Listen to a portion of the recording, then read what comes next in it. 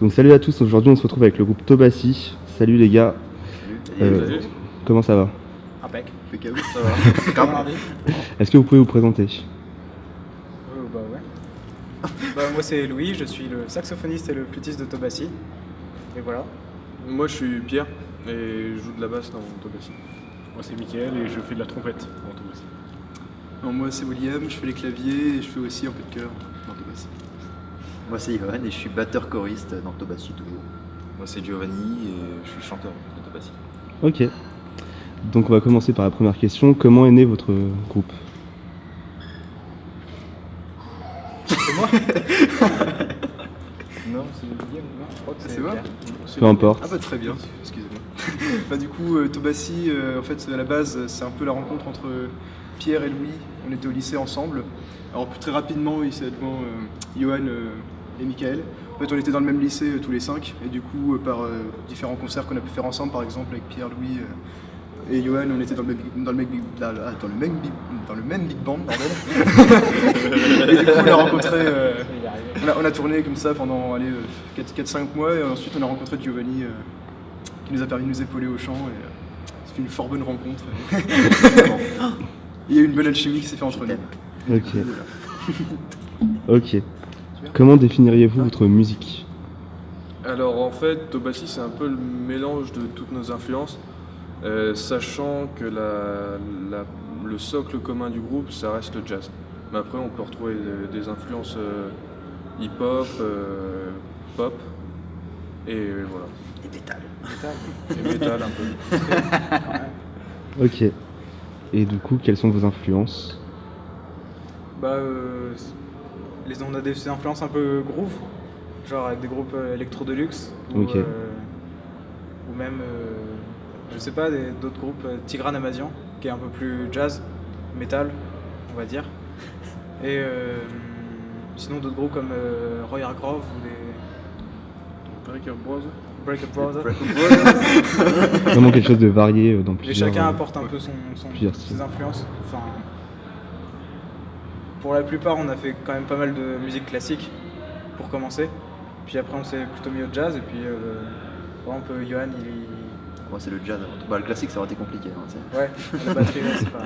Mais j'ai commencé C'est par pas le génial. jazz. Et on a Giovanni qui apporte encore plein d'autres trucs. Genre côté plus soul, tout ça.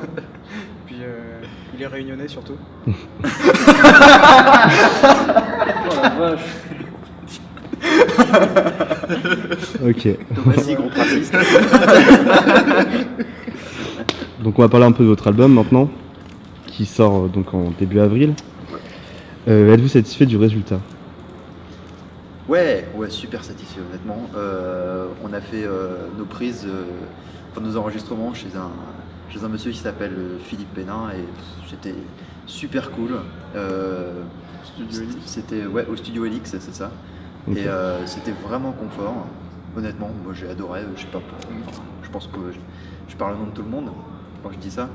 Et après on a mixé avec Nicolas Migeux, qui a fait un très bon travail pour l'instant. On est allé chez lui hier pour finaliser tout ça et je pense, encore une fois en parlant au nom de tout le monde, qu'on est plutôt très satisfait. Et on attend la sortie avec impatience. En tout cas, nous on est très contents. D'accord. Ok. Et pourquoi avoir avoir demandé l'aide aux internautes justement pour financer votre projet? Donc on a demandé l'aide des internautes parce que niveau financier on est jeune, on est étudiant et on n'a pas vraiment de revenus. Et du coup ça aurait été plutôt compliqué de le financer nous-mêmes. Puis c'est une façon de voir les soutiens qu'on a et de s'adresser aux autres. Ok. Et vous avez été surpris du succès justement que ce financement a eu? Oui, en quelque sorte surpris. On s'attendait à galérer un peu plus quand on voyait d'autres projets qui ont eu du mal à aboutir au final sur ce site-là notamment. On avait un peu peur aussi parce que c'était soit tout, soit rien. Du coup, ça mettait un peu de pression, mais on a été surpris, oui. Et une bonne surprise au final. Et du coup finalement oui, 100 et quelques pourcents, c'est ça? 100 et quelques pourcents, 104. 104, donc objectif atteint. Et du coup un album financé par les internautes, j'imagine que ça rajoute une certaine pression. Oui, on peut voir ça comme ça, une pression. Ça nous a obligés à s'y mettre d'arrache-pied, notamment au studio, pour faire en sorte que ça marche et, Ouais, ne pas décevoir et ne pas décevoir les gens qui ont cru en vous. Et puis ça met aussi un délai par rapport aux contributions, etc. On a pris un peu de retard, mais pas trop. Ça va arriver. Soyez patients. Du coup, quels sont vos projets futurs?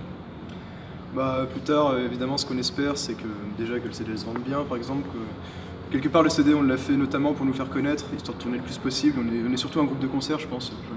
Je pense qu'on peut se définir comme ça, on fait beaucoup de concerts, donc le but, là, pour le moment, ça va être de tourner le plus possible, en France, voire ailleurs, ça serait top. Et du coup, histoire de gagner un peu de renommée, ça serait pas mal. Éventuellement, pourquoi pas, dans un futur proche, un deuxième album, Pourquoi pas? éventuellement. Très bien, très très bien. Et que peut-on vous souhaiter pour l'avenir? Que du bonheur. Pour l'avenir, il serait fort acceptable d'avoir beaucoup de dates dans les salles de concert, dans les festivals. Effectivement, bon, cette année on s'y est pris un peu tard, mais on espère quand même avoir un petit peu de chance par des organisateurs qui verraient certains de nos morceaux par-ci ou par-là. Ok. Rappeler, quoi. Donc vraiment tourner et Voilà, continuer à faire ce que vous tourner à aimez. fond. On est un groupe de live, comme on l'a souvent dit. Et, voilà. Ok, très bien. Ben, je vous remercie. Nous on se retrouve Merci très bientôt pour un prochain Street View. Puis à bientôt. À bientôt.